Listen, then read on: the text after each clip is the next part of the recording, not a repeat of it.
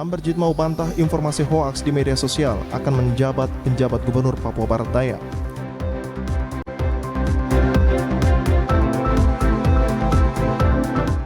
Puluhan tenaga medis lakukan aksi demo tuntut penjabat Bupati copot Direktur RSUD JP Wanane.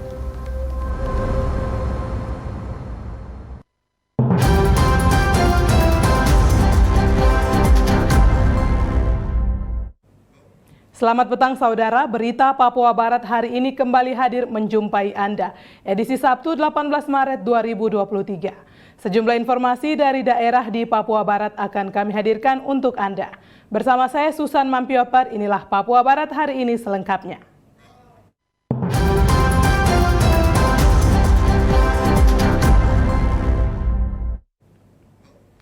Kecewa dengan kebijakan Dr. Hendrik Theo Mansa, Direktur Rumah Sakit Umum Daerah John Pitt Wanane, memaksa puluhan tenaga medis yang terdiri dari dokter, bidan, perawat, serta kepala ruangan dan sekuriti keamanan untuk melakukan aksi unjuk rasa di depan pintu masuk RSUD pada Jumat 17 Maret 2023 kemarin.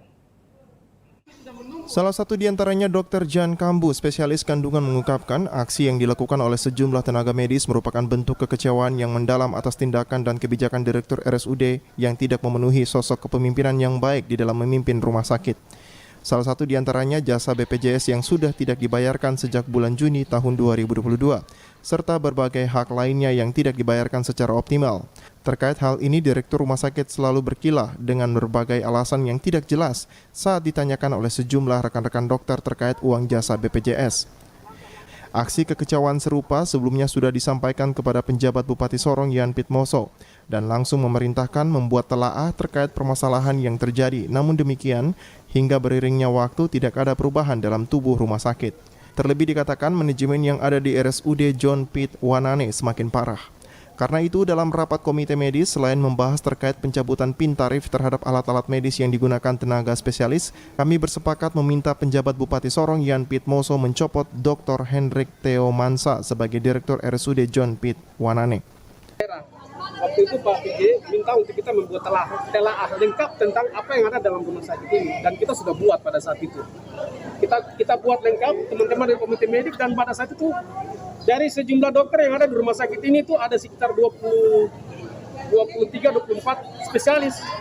Itu 18 dokter spesialis yang senior-senior. Kita sudah membuat pernyataan, kita sudah membuat telaah lengkap dan sekaligus pernyataan untuk minta bahwa direktur harus diganti. Selain tenaga dokter, tenaga perawat pun menyuarakan hal serupa di mana insentif tidak dibayarkan sesuai dengan beban kerja, sehingga yang terjadi banyak perawat yang tidak mendapatkan hak-haknya secara optimal dan kinerja yang dilakukan. Kami yang sebagai pelaksana di lapangan, karena kenyataan apapun yang kami terima hari ini tidak sesuai dengan beban tanggung jawab kami. Itu yang menjadi keluhan kami. Dari Kabupaten Sorong, Tim Liputan, TVRI Papua Barat melaporkan. Ketua DPD Partai Golkar Papua Barat Daya, Lambert Jitmau, kecam informasi tidak benar yang disebarkan melalui pesan berantai pada salah satu media sosial yang menyatakan aksi demo bagi dirinya untuk mendapatkan jabatan penjabat Gubernur Papua Barat Daya. Beredar informasi hoaks di media sosial Ketua DPD Partai Golkar Papua Barat Daya, Lambertus Jitmau, yang juga sebagai tokoh pemekaran Papua Barat Daya akan menjabat sebagai penjabat sementara Gubernur Papua Barat Daya, mendapat bantahan keras dari mantan wali kota 2 periode itu. Menurut Lambert Jitmau, ini merupakan tindakan oknum yang tidak bertanggung jawab dan sengaja membuat polemik di tengah masyarakat. Karena sesuai dengan aturan yang berhak menjabat kepala daerah adalah pegawai negeri sipil yang masih aktif, sedangkan posisinya saat ini adalah pensiunan ASN. Dari informasi yang beredar itu, undangan tersebut berasal dari Forum Rakyat Papua atas nama Yunus selaku koordinator sehubungan adanya aksi demo di Kota Sorong. Meski informasi itu hoaks, Lambert mengaku tidak akan membawa masalah itu ke jalur hukum. Karena isu tersebut ada sekelitir oknum yang ingin membuat gaduh antara dirinya dan penjabat Gubernur Papua Barat Daya Muhammad Musaat. Jadi saya mohon maaf kepada semua yang membaca ini.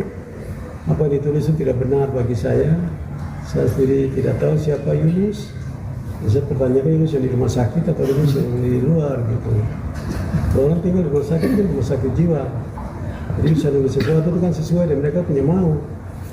Bilang itu aja, rumah sakit Yunus itu dengan rumah sakit jiwa, jadi berpikir sesuatu yang tidak rasional.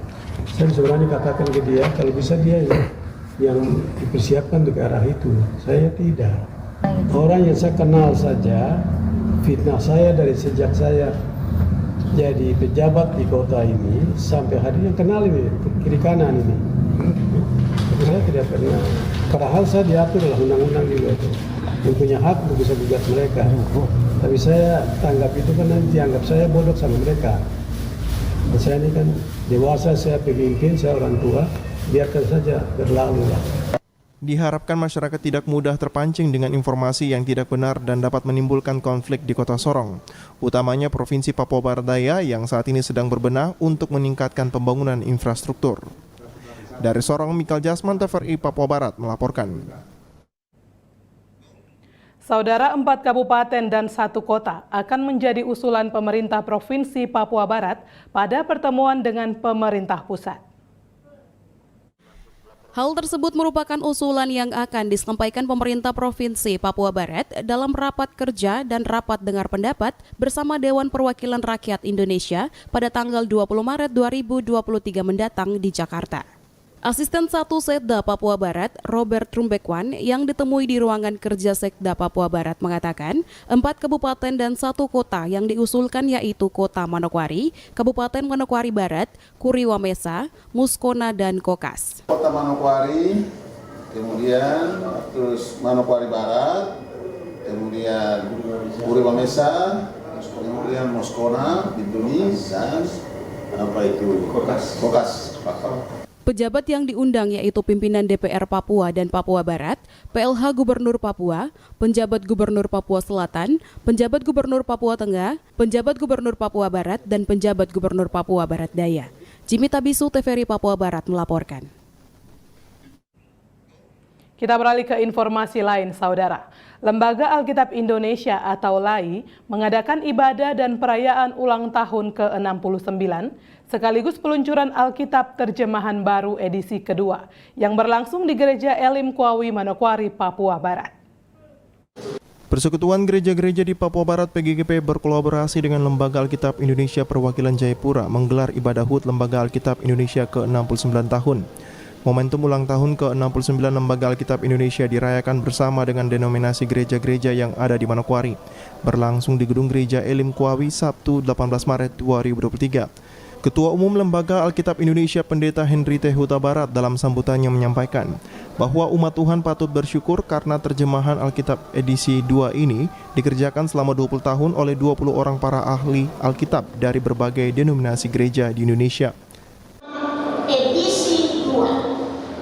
Edisi 2 ini dikerjakan selama sekitar 20 tahun oleh sekitar 20 para ahli biblika dari berbagai denominasi gereja. Dan kita bersyukur bahwa Indonesia satu-satunya negara saya kira saat ini di mana umat Protestan dan Katolik membaca terjemahan yang sama. Sementara itu, Ketua PGGP Papua Barat Pendeta Sherly Parinusa meminta kepada seluruh denominasi gereja di Papua Barat tidak menonjolkan denominasi gereja karena tanpa firman apa yang telah dibangun selama ini hanyalah sia-sia.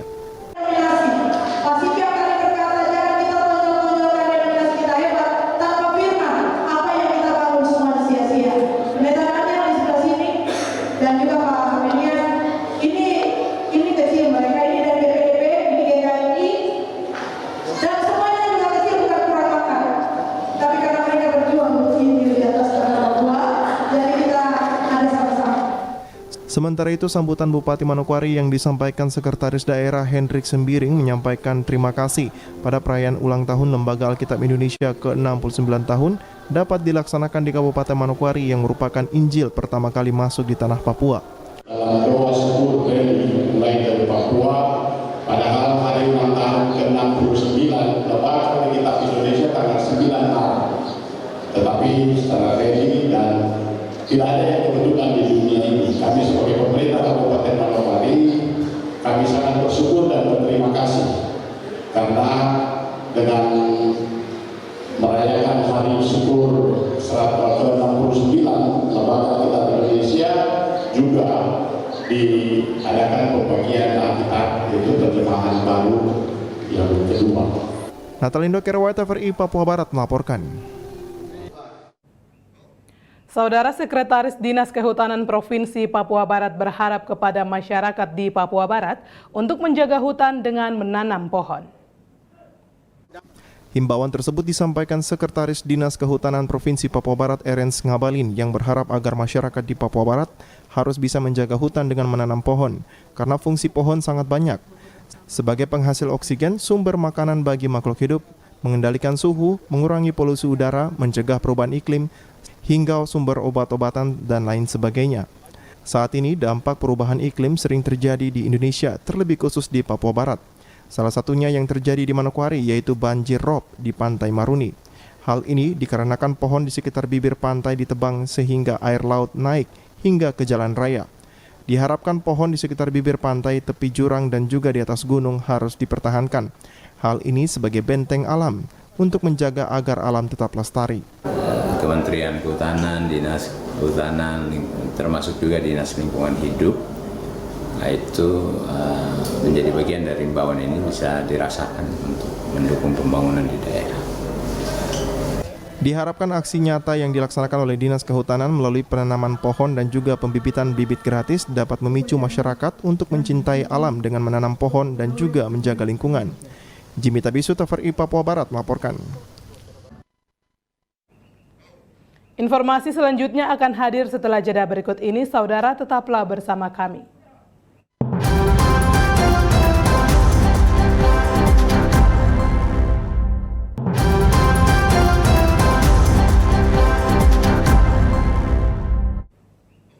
Terima kasih Anda masih bersama kami. Saudara, kehadiran TNI di pedalaman Papua tidak hanya untuk memberi rasa aman dan damai, tetapi juga mendorong peningkatan kualitas sumber daya generasi Papua lewat program pendidikan yang digagas Satuan Tugas Batalion Infanteri Raider 321 Galuh Taruna Brigif 13 Divisi 1 Kostrad di pedalaman distrik Kabupaten Nduga, Papua Pegunungan. Meski diketahui wilayah Kabupaten Nduga merupakan salah satu kawasan rawan konflik bersenjata, namun tidak menurunkan semangat personil TNI yang ditugaskan di wilayah itu untuk tetap melaksanakan tugas teritorial menjaga pertahanan negara dengan hal-hal positif. Dan Satgas Yonif Raider 321 Galuh Taruna Brigif 13 Divisi 1 Kostrad Letkol Infanteri Riki J. Wubung mengatakan, salah satu upaya untuk mendukung pendidikan dan membangun SDM anak-anak di pedalaman Papua yaitu dengan mendirikan pondok pintar di Posdal.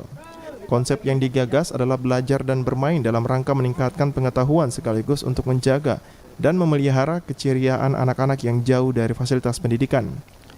Di tempat terpisah dan Posdal, Satgas Yonif Raider 321 GT Kostrad Letu Infanteri Fakhri Toisuta berharap pendirian pondok pintar bagi anak-anak di pedalaman ini mampu menarik minat anak-anak untuk belajar dan berkreasi. Untuk meningkatkan kualitas pendidikan di bumi cenderawasih Papua, Satgas Yonif Raider 321 Galuh Taruna Brigif 13 Divisi Infanteri 1 Kostrad bersama masyarakat membangun pondok pintar di Distrik Dal, Kabupaten Nduga, Papua Pegunungan. Dengan adanya pondok pintar ini diharapkan dapat menimbulkan minat belajar dan bermain, serta dapat mencerdaskan anak-anak generasi muda di Papua. Dari Kabupaten Nduga, Papua Pegunungan, Tim Liputan TVRI Papua Barat melaporkan. Saudara, Hari Kesatuan Gerak PKK ke-51 tingkat Kabupaten Manokwari resmi dicanangkan Bupati Manokwari Hermus Indo Jumat siang kemarin. Hari Kesatuan Gerak PKK ke-51 tahun 2023 tingkat Kabupaten Manokwari secara resmi dicanangkan oleh Bupati Manokwari Hermus Indo. Ketua Umum PKK dalam sambutannya yang dibacakan Ketua Tim Penggerak PKK Kabupaten Manokwari Nyonya Febelina Indo mengatakan, rangkaian kegiatan Hari Kesatuan Gerak PKK yang setiap tahunnya dilaksanakan hendaknya tidak dijadikan sebagai kegiatan seremonial, namun harus selalu menimbulkan gelora, yakni membawa semangat baru dalam tubuh PKK. Kemeriahan dan rasa syukur dalam memperingati Hari Kesatuan Gerak PKK haruslah selalu menimbulkan gelora, yakni membawa semangat baru, energi baru pada setiap gerak langkah dan geridanya gerakan PKK.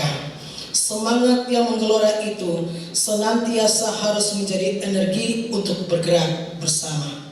Atas dasar itulah, maka tema Hari Kesatuan Gerak PKK ke-51 tahun 2023 ini adalah bergerak bersama menuju keluarga sejahtera yang tangguh, wujudkan Indonesia tumbuh. Tema yang diusung memiliki makna kebersamaan dan keterpaduan yang harus dicurahkan demi peningkatan kesejahteraan keluarga dan masyarakat secara keseluruhan yang akan bermuara pada perwujudan Indonesia tumbuh dan maju. Sementara itu, Bupati Manokwari Hermus Indo dalam sambutannya mengatakan Hari Gerak Kesatuan PKK yang setiap tahunnya diperingati hendaknya dijadikan sebagai momentum dukungan tim penggerak PKK dari pusat sampai daerah, khususnya yang diselenggarakan oleh tim penggerak PKK Kabupaten Manokwari saat ini. Sesuai dengan tema peringatan Hari Kesatuan Gerak PKK ke-51 tahun ini, yaitu bergerak bersama menuju keluarga sejahtera dan tangguh, wujudkan Indonesia tumbuh, memberi makna tentang arti kebersamaan dan keterpaduan antar tim penggerak PKK bersama stakeholder lainnya dan mitra kerja terkait untuk menuju keluarga dan masyarakat sejahtera. Bupati juga berharap di usia PKK ke-51 tahun, tim penggerak PKK Kabupaten Manokwari lebih aktif dalam menjalankan 10 program PKK. Selain itu kepada para kepala distrik dan lurah untuk mendukung pembentukan Dasawisma, karena Dasawisma merupakan ujung tombak dalam melaksanakan program PKK di lapangan dalam mensejahterakan keluarga. Arina Irianan, TVRI Papua Barat melaporkan. Saudara, tingginya angka kemiskinan di Manokwari yang mencapai 21% membuat Bupati Manokwari Hermus Indo meminta setiap keluarga harus menjadi basis terbentuknya kesejahteraan. Tingkat kemiskinan di Kabupaten Manokwari, Papua Barat masih cukup tinggi, yakni 21%. Kondisi ini membuat Kabupaten Manokwari termasuk satu dari sejumlah daerah di Indonesia yang tergolong sebagai daerah dengan kemiskinan ekstrim. Angka kemiskinan tersebut disebabkan oleh 3 aspek, yakni kemiskinan natural, kultural, yang disebabkan oleh persepsi, perilaku, dan cara pandang, serta penyebab ketiga ialah kemiskinan struktural yang diciptakan oleh pemerintah. Bupati Manokwari Hermus Indo dalam sambutannya pada peringatan HKG tim penggerak PKK Jumat kemarin mengatakan, angka kemiskinan di Manokwari dapat dihapus dengan langkah strategis dimulai dari lingkungan keluarga. Salah satunya mendukung program PKK. Tentu inilah yang saya melihat bahwa basisnya ada di mana? Basisnya ada di keluarga. Jadi memang keluarga harus menjadi basis pembangunan kesejahteraan masyarakat kita. Kalau kita mau membebaskan seluruh masyarakat kita dari kemiskinan, mau tidak mau ya kita dukung program PKK, dan memang ini kesejahteraan keluarga ini harus by name by address. Menurut Bupati Hermus Indo, penanganan kesejahteraan dan kemiskinan harus dilakukan berdasarkan sistem by name by address, sehingga program yang diselenggarakan oleh pemerintah harus benar-benar tepat sasaran. Oleh karena itu, kepada instansi terkait harus benar-benar melakukan pendataan. Dan kemiskinan juga untuk menurunkannya harus by name by address. Tidak bisa kita membuat program secara umum lalu kita mengatakan bahwa itu sudah mengatasi masalah kemiskinan di Manokwari. Tidak bisa. Nah, karena itu saya tegaskan untuk Bapeda dan juga instansi-instansi lain, termasuk dinas sosial, misalnya angka 21% kita untuk kemiskinan di Manokwari. Kita identifikasi itu kemiskinan siapa saja yang miskin, yang berkontribusi terhadap pembentukan angka 21% itu, dan sebarannya di mana. Ya. Misalnya kalau 21% distrik Manokwari Barat menyumbang berapa keluarga yang miskin, kemudian distrik Manokwari Timur, 9 distrik ini harus kita tahu angkanya. Nah, kalau kita sudah tahu angkanya, intervensinya pasti dengan mudah. Sehingga kita juga berharap program pemberantasan kemiskinan kita, bahkan program pro rakyat lainnya, ini bisa kita selenggarakan setiap tahun dan bisa menurunkan minimal ya berapa keluarga kita hapus dari daftar kemiskinan yang ada. Arina Irianan, TVRI Papua Barat melaporkan. PAUD Terpadu TK Pertiwi 6 Manokwari menggelar puncak tema air, udara, dan api. Anak-anak diajar tentang mengenal alam di sekitar mereka dengan berkemah dan membuat api unggun. Angkat Bertempat di Taman Kanak-kanak Pertiwi 6 Manokwari, belasan anak-anak TK Pertiwi Manokwari malam tadi mengikuti kegiatan puncak tema yaitu air, udara, dan api dengan berkemah dan api unggun di sekitar sekolah. Pada penutupan puncak tema, terlihat anak-anak juga belajar bagaimana saling bekerja sama dengan teman mereka yang ada dalam kelompok. Kepala Sekolah TK Pertiwi Manokwari, Lisbeth Patikai Hatu mengatakan, selama minggu kemarin anak-anak belajar dalam kelas, maka pada puncak acara tema udara, air, dan api dibuat kemah dan api unggun, agar apa yang dilakukan guru bisa bermanfaat bagi kehidupan anak-anak ini ke depan. Terima kasih, pada malam ini puji Tuhan kita boleh melaksanakan kegiatan pembelajaran puncak tema. Artinya selama kurang lebih 1 atau 2 minggu kemarin mereka telah melaksanakan kegiatan pembelajaran di dalam kelas, yaitu air, tema pembelajaran air, udara, dan api. Nah, setelah kegiatan selesai, maka di hari ini kita melaksanakan puncak tema yaitu air, udara, dan api. Selain itu, Lisbeth mengatakan kegiatan puncak tema udara, air, dan api baru pertama kali dilaksanakan di TK Pertiwi dan bahkan yang pertama oleh taman kanak-kanak yang ada di Manokwari. Di Manokwari, dan sepertinya ini baru pernah dilaksanakan oleh TK yang ada di Kabupaten Manokwari. Puji Tuhan kegiatan ini boleh terlaksana atas dukungan dan partisipasi dari orang tua murid. Meskipun kami di sini tidak banyak murid, tetapi puji Tuhan. Kegiatan yang berlangsung selama 2 hari dari tanggal 17 dan 18 Maret 2023 juga melibatkan orang tua murid, komite sekolah, dan paguyuban TK Pertiwi bersama kelompok bermain. Natalindo Kerawait, TVRI Papua Barat melaporkan. Selama 2 hari ke depan secara umum wilayah Manokwari masih berawan. Namun, Badan Meteorologi, Klimatologi, dan Geofisika BMKG memprediksi hujan dengan intensitas ringan hingga sedang akan terjadi pada sore hari. Forecaster BMKG Manokwari, Nadia Putri mengatakan, pada malam hari wilayah Manokwari diperkirakan berawan, namun dini hari kembali hujan dengan intensitas ringan hingga sedang. Sementara untuk suhu udara berkisar antara 24 hingga 32 derajat Celcius dengan arah angin dari arah barat ke utara dengan kecepatan 5 sampai 20 knot, kemudian kelembapan udara berkisar antara 70 sampai 95%. Untuk tinggi gelombang rata-rata 0,5 sampai 1,5 meter dengan maksimum tinggi gelombang mencapai 2 meter berada di wilayah utara Papua Barat hingga Papua. Kabupaten Manokwari yang berlaku pada Sabtu 18 Maret 2023 pukul 9 hingga hari Minggu 19 Maret 2023 sampai dengan jam 9 juga. Di sini untuk pada pagi hari diperkirakan berawan. Kemudian pada siang hingga sore hari diperkirakan hujan dengan intensitas ringan. Kemudian pada malam hari diperkirakan berawan. Kemudian pada dini hari diperkirakan hujan dengan intensitas ringan dengan suhu udara berkisar antara 24 hingga 32 derajat Celcius dengan arah angin dari barat sampai dengan utara dengan kecepatan 5 sampai 20 knot. Kemudian kelembapan udaranya berkisar antara 70 sampai 95%. Forecaster BMKG Manokwari ini menghimbau kepada para nelayan dan masyarakat yang tinggal di pesisir pantai agar selalu waspada dengan tinggi gelombang dan angin kencang yang bisa datang secara tiba-tiba. Natalindo Kerawait, TVRI Papua Barat melaporkan. Informasi tadi sekaligus menutup jumpa kita pada Papua Barat hari ini, edisi Sabtu 18 Maret 2023. Mewakili seluruh kerabat kerja yang bertugas, saya Susan Mampioper undur diri dari hadapan Anda. Terima kasih atas kebersamaan Anda, sampai jumpa.